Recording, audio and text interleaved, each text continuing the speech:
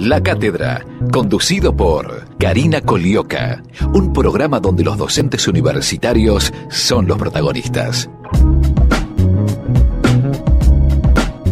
Hola, ¿qué tal? Muy buenos días, bienvenidos a La Cátedra, una nueva emisión de este programa auspiciado por ADUBA, la Asociación de Docentes de la Universidad de Buenos Aires.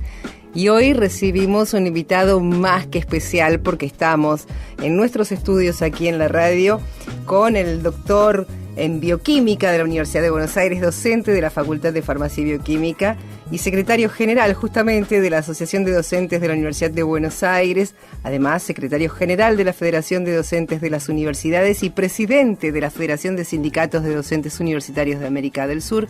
Hablo de Daniel Ricci y vaya si tenemos un dirigente gremial con muchísimos títulos y mucha lucha encima. Muy buenos días, Daniel, bienvenido, ¿cómo estás? Sí, muy buenos días también a vos. Gracias por estar aquí en la radio de la Universidad de Buenos Aires. Daniel, estamos viviendo momentos muy particulares. La universidad, el país todo, pero la universidad es uno de los lugares donde más se siente el cambio de gobierno, si es que lo podemos decir de esa manera. Y a mí me gustaría que empezáramos esta charla y que nos contaras en qué situación se encuentran los docentes universitarios. Bueno, la verdad que para mí es un honor, es una alegría estar acá en la radio de la Universidad de Buenos Aires en este programa. Y bueno, la verdad que una situación bastante compleja, difícil.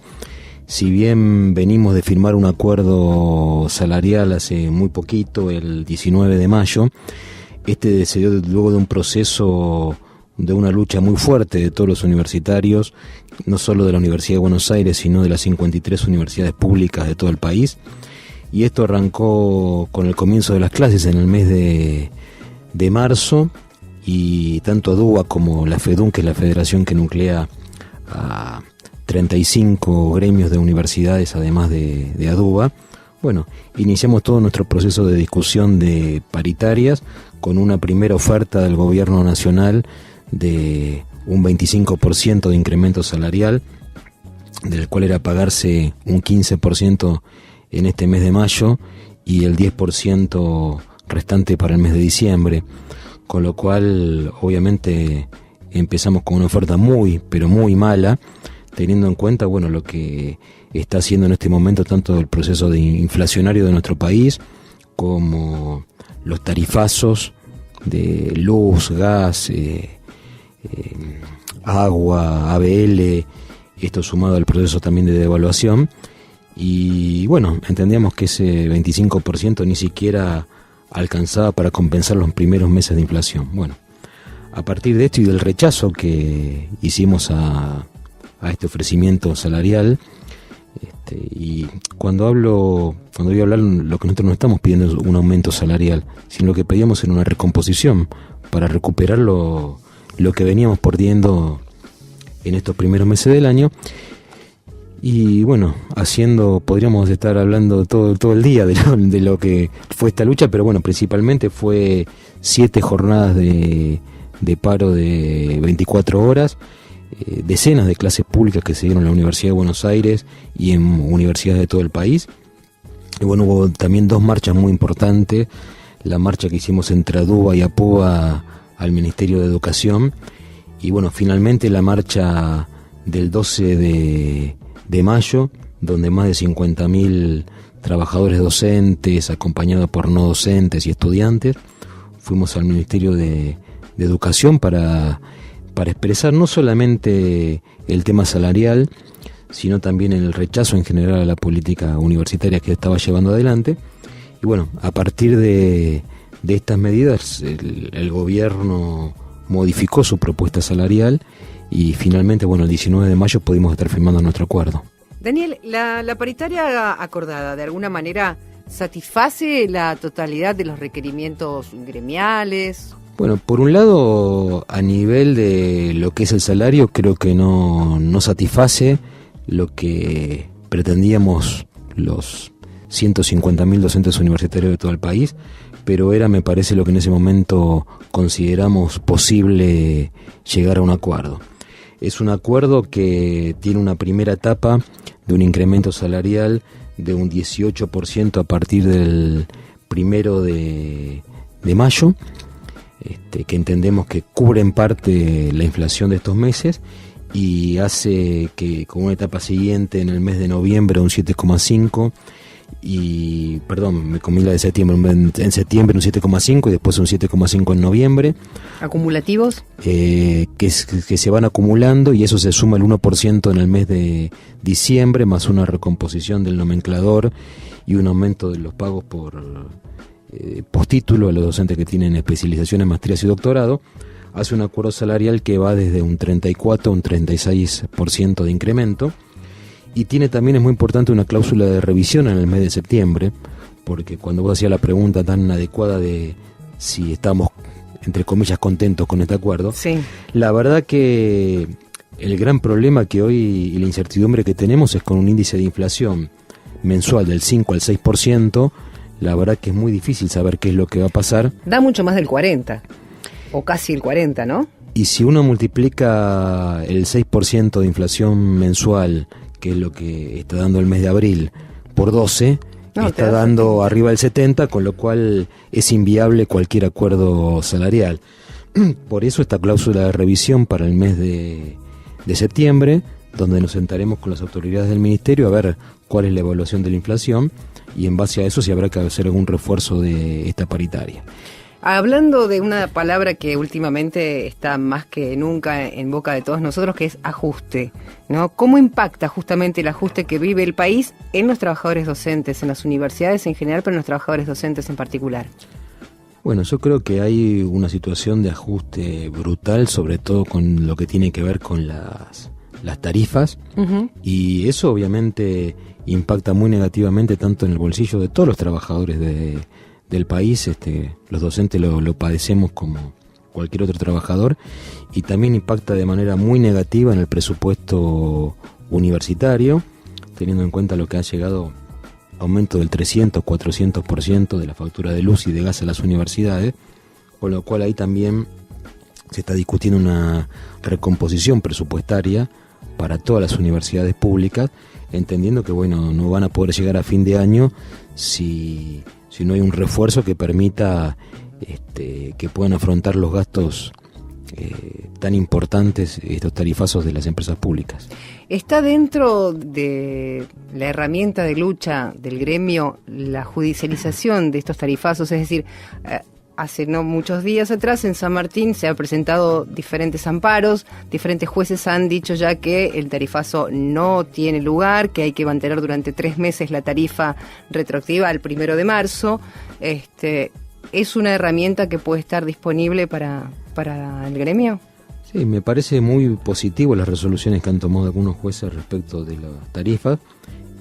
Vale aclarar que en este caso son los rectores de las universidades, porque los que representan las universidades son los rectores y no el gremio. Entonces son ellos los que deben decidir si llevan adelante este camino. Pero me imagino que el gremio se junta con las autoridades de la universidad, ¿o no? Sí, obviamente tenemos... Este es un tema que se puede llegar a plantear. Nosotros cuando realizamos los paros y las marchas no solo hablamos de los salarios, si bien como gremio lo más importante es el salario, también hablábamos de la necesidad de una recomposición presupuestaria. Claro. En esto también hemos discutido con el Ministerio de Educación y con cada uno de los rectores de las universidades públicas, y entiendo que de no haber a la brevedad una respuesta positiva por parte del Ministerio de Educación, donde en este momento hay negociaciones, se habla de un refuerzo presupuestario de 500 millones de pesos para todas las universidades públicas, y bueno, de concretarse esto a la brevedad se solucionaría el problema, y de no concretarse obviamente habría que buscar una judicialización, porque si no sería imposible que las universidades puedan terminar su ciclo lectivo de manera normal este año. ¿Hasta cuándo llegamos si no llega ese refuerzo de 500 millones? ¿Hasta cuándo aguantan la universidad? Depende de cada universidad, porque hay impactos distintos. Imagínense que, por ejemplo, las universidades del sur de nuestro país, lo que es la tarifa de gas y la tarifa de electricidad el impacto es mucho mayor que en las universidades que están en el norte. ¿Y en la UBA? En el caso de la UBA, los análisis que hacemos, que más allá de septiembre y octubre sería imposible funcionar sin este refuerzo presupuestario. Así que en este sentido tenemos una visión, por un lado, optimista de que se llegue a un rápido acuerdo y a una distribución acorde de estos 500 millones de pesos, y habrá que ver si con esta plata alcanza o si hace falta otro refuerzo aún mayor, teniendo en cuenta que recién ahora se empiezan a recibir las facturas de gas y vamos a ver efectivamente cuánto es el impacto real que tiene. La Cátedra, un programa auspiciado por la Asociación de Docentes de la Universidad de Buenos Aires.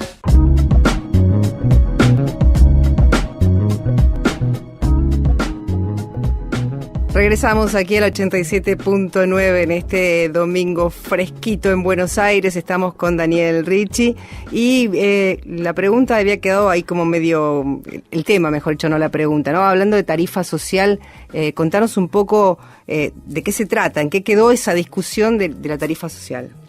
Bueno, nuestro reclamo es que las universidades públicas no están en situación de pagar los incrementos de tarifa, los tarifazos que se dieron en la luz, en el gas, en el agua, y entonces lo que nosotros salimos a reclamar al gobierno es que tiene que haber una tarifa social de manera que las universidades sigan pagando las mismas tarifas previo a los aumentos, teniendo en cuenta que el presupuesto de las universidades es el mismo.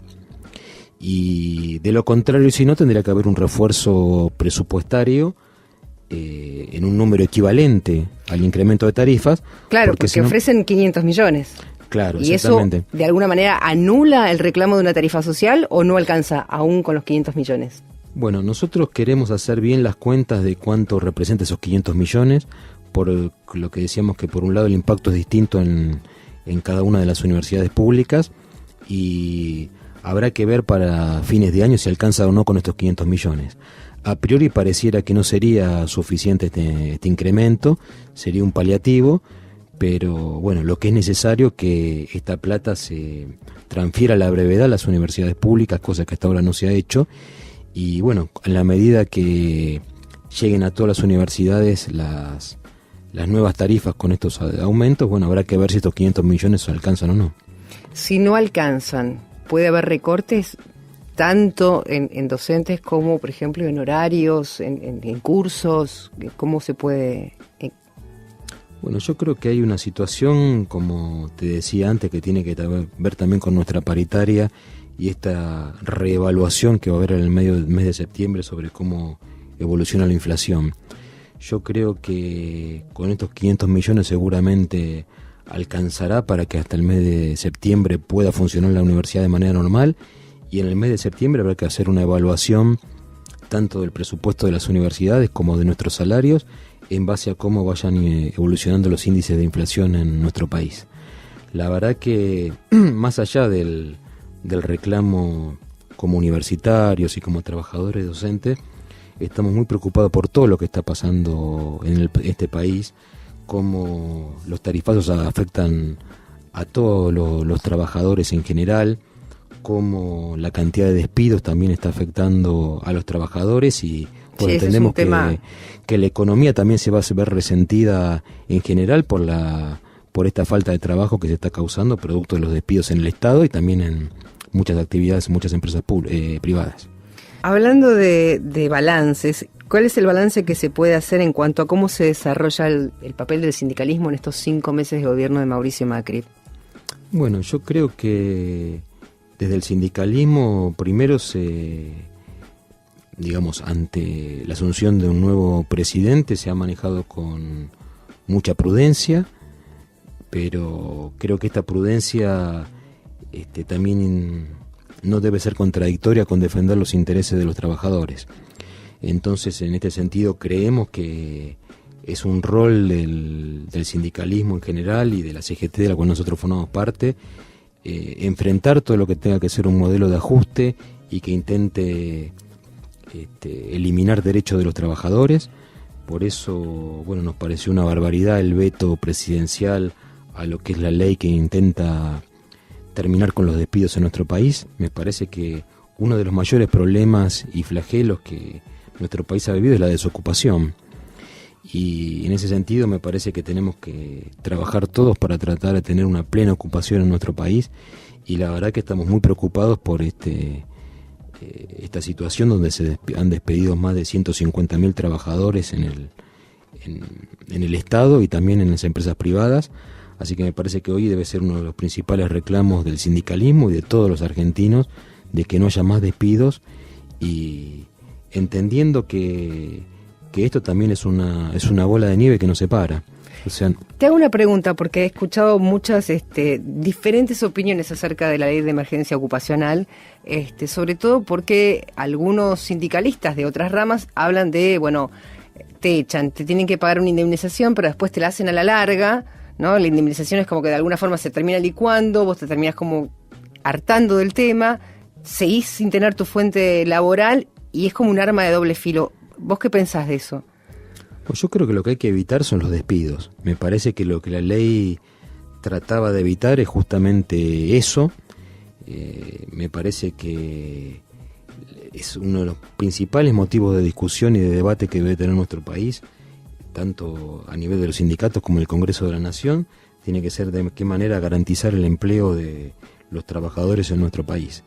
Y en eso yo creo que la ley era muy positiva, que protegía, pero obviamente no era suficiente solamente con tener una ley antidespidos. Hace falta también medidas económicas que se tomen tendiente a desarrollar el país. Creo que en eso tiene que tener un rol muy importante el Estado. Claro, en el caso, generar el empleo genuino. Que tiene que generar empleo genuino, y en el caso de las universidades, cuando nosotros reclamamos por presupuesto, también decimos que para que haya empleo genuino tenemos que tener un desarrollo mayor de la economía, y la investigación científica y tecnológica para ese desarrollo se lleva adelante principalmente en las universidades públicas, con lo cual el aumento del presupuesto para las universidades no es un gasto sino una inversión para que tengamos un país con mayor desarrollo. Cuando yo comencé el CBC allá por hace muchos años atrás, tuve un profesor que nos decía que para ver el mapa político había que ver el mapa de la región, ¿no? Estábamos todos contentos, recién volvíamos a la democracia y América toda comenzaba a tener gobiernos democráticos. Atento que vos sos el presidente de la Federación de Sindicatos de Docentes Universitarios de América del Sur. ¿Cómo se vive las diferentes situaciones? Porque no es el único país. Vemos lo que ha pasado en Brasil, con el impeachment a Dilma Rousseff, y bueno, me imagino que Chile no tiene la misma situación, lo mismo pasa con Colombia. ¿Cómo está la región en cuanto al sindicalismo de los docentes, no? Bueno, primero rescatar que nuestro país, la Argentina, es uno de los países de Latinoamérica con mayores índices de inclusión social en lo que tiene que ver tanto la educación en todos los niveles como en la universidad. Tenemos hoy una universidad pública, gratuita y sin examen de ingreso, que no se da en toda América Latina, con lo cual muchos de los gremios de América Latina miran como el rol de liderazgo importante que tiene nuestro país en ese sentido en el sistema universitario. Y la verdad que ahora bastante preocupado, bueno, lo que pasa en Brasil no deja de ser un golpe de Estado, por más que entre comillas sea algo democrático, pero realmente que... Sí, sea un procedimiento legal. El procedimiento es legal, nada más, solo el procedimiento. El procedimiento es legal, pero la verdad que el vicepresidente que asumió su cargo con Dilma Rousseff como presidenta, entre comillas, se dé vuelta con sus diputados y entonces diga, bueno, fueron votados para una cosa, para acompañar a Dilma en ese proceso, y terminan haciendo lo contrario de lo que votó el pueblo en las urnas. Entonces sí, es legal, pero realmente es antidemocrático, porque hubo un pueblo que votó a una presidenta, a un vicepresidente y a un montón de compañeros de diputados, fórmula, ¿no? Compañeros de fórmula. Una locura. O sea, acá lo que está viendo es una traición. Y la verdad que muy preocupados por esa situación y en general por toda la situación de Latinoamérica. Me parece que luego de que tuvimos una década con presidentes como Néstor, como Chávez, como Lula o Dilma, Correa en Ecuador, donde hubo procesos de nacionales y populares, progresistas, como querramos llamarle, donde creo que el rasgo principal era una más justa distribución de la riqueza, una inclusión, un proceso de inclusión social muy fuerte, y donde ganaron en derechos todos los ciudadanos de los distintos países de Latinoamérica. Hoy la verdad estamos viendo muy preocupados como la derecha neoliberal o conservadora vuelve a tomar fuerza en algunos de estos países. el golpe que hacen, como decíamos, en Brasil, lo que están haciendo en Venezuela, donde prácticamente de los grupos concentrados económicos y además también con el apoyo de los medios de prensa de ese país, también están dando prácticamente un golpe económico en Venezuela. Bueno, el cambio de política de nuestro país, la verdad que es una señal de alerta, y lo que realmente no queremos es que tanto Argentina como Latinoamérica vuelva a la década del 90 tan trágica, con los niveles de exclusión social, de desocupación y de concentración de la riqueza tan fuerte que se dio en esa década. Regresamos aquí al 87.9, estamos con Daniel Ricci, secretario general de la Asociación de Docentes de la Universidad de Buenos Aires, aquí en la cátedra, y recién te contaba, ¿no? Lo de Donald Trump realmente es un susto más que otra cosa. ¿Qué puede pasar?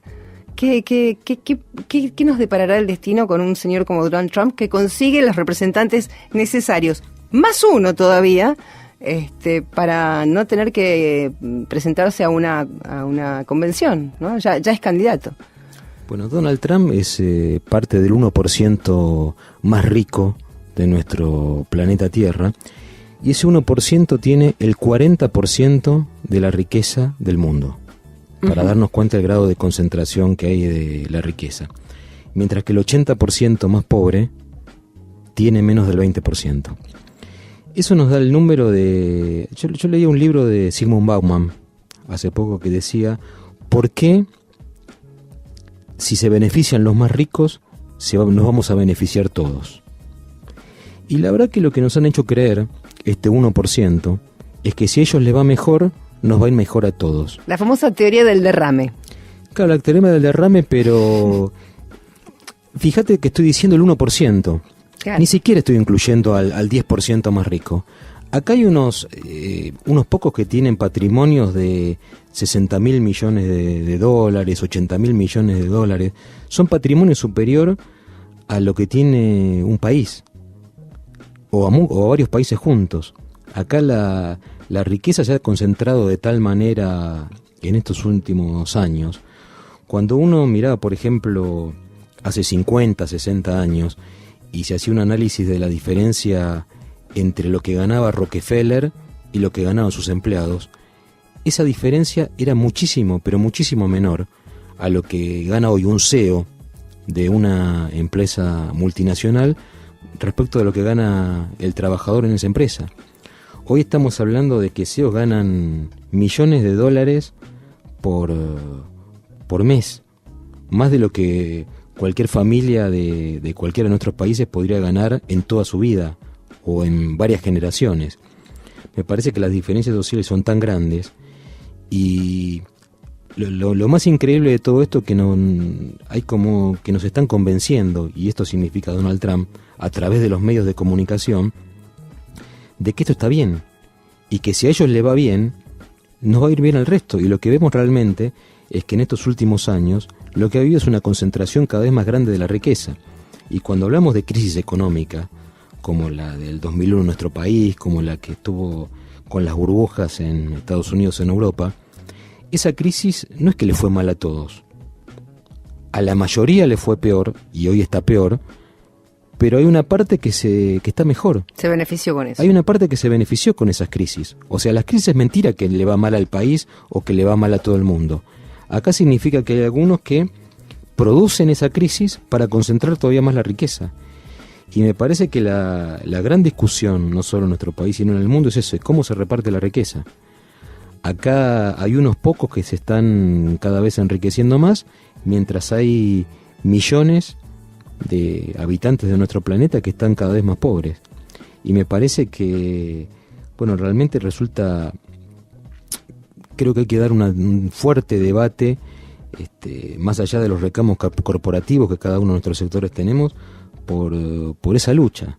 Y la verdad que me parece que los medios de comunicación, y por eso nuestra presencia también acá en la radio de la UBA, me parece que es un debate muy importante. Acá siempre se dice, que la democracia tiene los tres poderes, ¿no? El judicial, el ejecutivo y el legislativo, y que el periodismo es el cuarto poder. Pero tengamos en cuenta que es el único poder que no se vota, que no hay una verdadera representación democrática. Para los otros poderes se vota. En el caso del poder de los medios de comunicación, los que manejan ese poder son los grupos económicos, que son los que obviamente pueden solventar esos grupos que después en formas de empresas de comunicación. Y cada vez obviamente con las nuevas tecnologías la comunicación es más rápida, llega a mayor cantidad de gente, y la verdad que lo que están haciendo con estos personajes como Donald Trump, que esperemos que no llegue a la presidencia de Estados Unidos, pero realmente lo que están haciendo es eso, a través de sus medidas mediáticas que hacen tratar de convencer a la gente para que voten en contra de sí mismo. Cada vez son más formadores de opinión y menos comunicadores. Sí, a ver, son como estrellas de comunicación. Si vemos en nuestro país lo que es Durán Barba, lo que a ellos les interesa es vender un producto. Sí, es un personaje. O sea, cuando uno escucha las barbaridades que dice Durán Barba, hablando en contra del Papa, las cosas que dice no tienen nombre, pero a él le da lo mismo vender tazas, vender cucharas que vender una imagen presidencial. Entonces lo que están haciendo es exactamente eso, hacer imágenes de marketing. Ya nos vendieron en la época de la Rúa, aún de la Rúa rápido, vivaz y un montón de cosas que no era. Y creo que fue la primera vez que uno se dio cuenta del poder del marketing, ¿no? Y de cómo transformaron un presidente en un producto para la venta. Sí, como vos decís, a ver, las elecciones presidenciales en el año 1946, Perón decía que la había ganado haciendo pintadas con tiza y carbón. Uh-huh. De ese momento a cómo es hoy las tecnologías de la comunicación, ha cambiado muchísimo. Y me parece que también esa concentración que se da de la riqueza en unos pocos, también se da esa misma concentración en los medios de prensa. Claro. Entonces realmente la distribución de la información es muy dificultosa. También leí un libro de Paul Virilio sobre cómo se van generando la estrategia de información, y hablaba de cómo el que está gobernando o los grupos de poder económico le daban determinada información a los medios de prensa, después los medios de prensa sacaban esa información y ellos terminaban convenciéndose que la realidad era esa. Bueno, vemos lo que son las películas de Hollywood, donde en determinado momento los malos eran los negros, después pasaron a ser los malos los latinos, después los malos pasan a ser los musulmanes. De acuerdo a quién sea el establishment que decía quién es el malo, sí, las películas de Hollywood caracterizan al malo de esa manera. Es maravilloso. Croce, se llama, la profesora Croce tiene un libro editado en España sobre Disney, y cómo las películas de Disney estaban influenciadas por la política exterior de los Estados Unidos, ¿no? Entonces era Anastasia en la época de la Guerra Fría, después vino la película de Aladín en la época del conflicto en Medio Oriente, que todavía por supuesto sigue. Digo, cómo Disney y a los chicos, ¿no? De a poquito, hace muy poco también vi un documental sobre Walt Disney que decía cómo se había infiltrado directamente en la Argentina para cambiar de alguna manera la opinión del argentino con respecto a Estados Unidos, porque veía que Rusia estaba haciendo estragos por estos lugares. Digo, es sumamente interesante ese tema, y visto desde el punto de vista de un sindicalista, me imagino que debe ser muy rico para poder captar todo eso y de alguna manera salir a defender el sindicalismo, no solamente en la Argentina, sino también en la región. Recién hablabas de CEOs. ¿Qué te parece una Argentina gestionada por CEOs? Como se está pasando, ¿no? Bueno, yo creo que cuando uno mira las políticas de este gobierno... Digo, desde tu lugar de dirigente sindical, sí, ¿cómo te plantás? Porque antes estabas acostumbrado, me imagino, a discutir con políticos, y ahora estás sentándote a discutir con CEOs, con tipos que la tienen más que clara en eso. Sí, yo creo que cuando vemos las medidas económicas que se toman en el país, tienen que ver con eso. O sea, cuando se aumentan las tarifas, es sacarle plata a los trabajadores, sacarle plata a los que menos tienen y dársela a las empresas más concentradas del poder en nuestro país. Cuando se eliminan las retenciones, significa que el Estado deje de recaudar. Y bueno, cuando se dice que el Estado no tiene plata, tiene que ver no con la herencia, sino justamente cuando se dejaron de recaudar miles de millones de pesos por dejar de tributar las retenciones, obviamente el Estado va a estar en crisis. Y eso significa que esa plata va para alguien, queden los más ricos. Esas son las medidas que se van tomando, y día a día lo que vemos es eso, que hay un proceso de concentración de la riqueza. Pero yo quería volver a un tema que vos dijiste sobre lo que ven los chicos, porque me parece que hay una batalla también que es más cultural que política o económica. Y cuando uno ve la grilla de la televisión por cable, los canales que miran ya desde los chicos hasta los grandes, todas las edades, son los mismos. Cuando uno viaja a cualquier país de Latinoamérica, los chicos miran lo mismo que miran nuestros hijos. Claro. Y si incluso uno ve el castellano neutro que empiezan a hablar algunos de nuestros chicos, donde dicen en vez de pileta dicen piscina, o algunas palabras que tiene que ver con eso, con el lenguaje que escuchan en la televisión. Y con esos dibujitos infantiles que parecieran tan inocentes, se van metiendo a través de ellos toda la ideología justamente de este 1% más rico, como decíamos, donde los malos van pasando a ser quien sea el enemigo de ellos, y van estigmatizando a distintos sectores de la población. Y como decía, esto es muy difícil después de darlo vuelta, porque obviamente arranca desde de que un chico ve la televisión hasta la edad adulta, donde vemos que los programas son los mismos.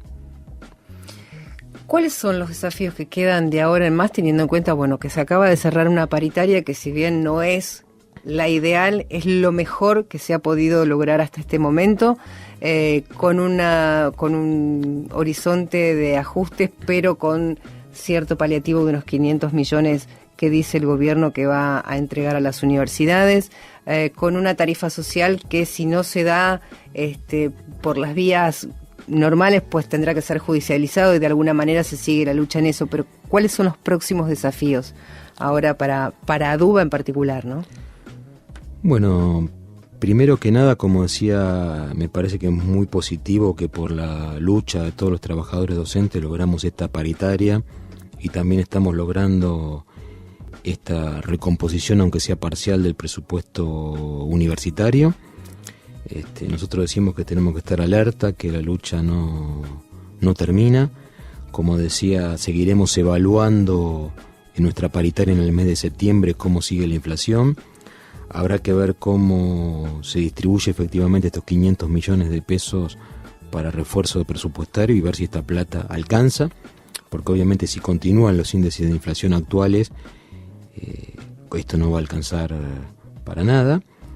Y la verdad que también seguir preocupado por otros temas, como decíamos, el boleto estudiantil que estamos reclamando, teniendo en cuenta que los sectores sociales más vulnerables, hoy con una duplicación de lo que es el precio del transporte, tanto de tren, de subte como de colectivo, hay muchos chicos que empiezan a tener serias dificultades para llegar a la universidad. También expresar la preocupación por lo que es el impuesto a las ganancias, porque hasta ahora, como el gobierno se apuró muchísimo en dar una respuesta a disminuir las retenciones a los más ricos, pero no dio soluciones al impuesto a las ganancias. La solución, por un lado, fue muy parcial, y en algunos casos quienes no tributaban empezaron a tributar, con lo cual... Impuesto a las ganancias, que en realidad es un impuesto al salario. Los que tienen ganancias son los empresarios. Claro. Los trabajadores tenemos salario. Con lo cual el concepto es totalmente erróneo, y nosotros lo que reclamamos es que no haya impuesto a las ganancias. No puede haber sobre el trabajo. El trabajo es salario, no es ganancia. Esa es nuestra consigna. Y lo que estaría pasando también es que, obviamente, con estos incrementos salariales que hemos logrado con la paritaria, una parte importante se lo termina llevando el impuesto, este injusto impuesto a las ganancias. Y también, quedan pendientes, obviamente, el reclamo de los despidos. Somos solidarios con todos los trabajadores en general y con los trabajadores del Estado en particular. Ya hemos visto otras épocas donde se intenta estigmatizar a los trabajadores y echarle la culpa a los trabajadores del Estado, en especial las crisis que tiene el país. Y sabemos de esto a dónde lleva, Ya esto ha llevado a una crisis en el 2001 y no queremos que esto se vuelva a repetir nuevamente en nuestro país. Las rentas ad honorem también, ¿no? Los docentes que trabajan ad honorem, falta todavía terminar ese ítem, ¿o no? Sí, efectivamente, como vos decís, es uno de los grandes problemas de la Universidad Argentina y en especial de la Universidad de Buenos Aires, donde muchos docentes son trabajadores sin renta, que es una aberración, ¿no? Porque el trabajo significa que debiera ser remunerado. Y lo que hemos llegado a un acuerdo en esta paritaria es que se forma una comisión que va a juntarse en el mes de septiembre para empezar a tocar este tema. ¿Son muchos los docentes ad honorem que tiene la Universidad de Buenos Aires? La Universidad de Buenos Aires tiene aproximadamente unos 5.000 docentes ad honorem. Es muchísima la cantidad. Muchísimo. Y en todo el sistema universitario estamos hablando cerca de 10.000 docentes ad honorem. Es muchísimo la cantidad de docentes que ad honorem. Es impresionante, la verdad es que en una plantilla de ¿cuántos docentes normalmente? Y en el caso de la Universidad de Buenos Aires estamos hablando de unos 25.000 docentes. Es muy importante la cantidad de ad honorem. Es el 20% de la plantilla está ad honorem. Y me parece que es el mayor grado de precarización laboral, ¿no? Un trabajador que cumple con su trabajo pero que no recibe renta. Claro, porque siempre hablamos de los trabajadores en negro y me parece que acá estamos directamente con trabajadores que no perciben un centavo, pero sí tienen el título de ad honorem, ¿no?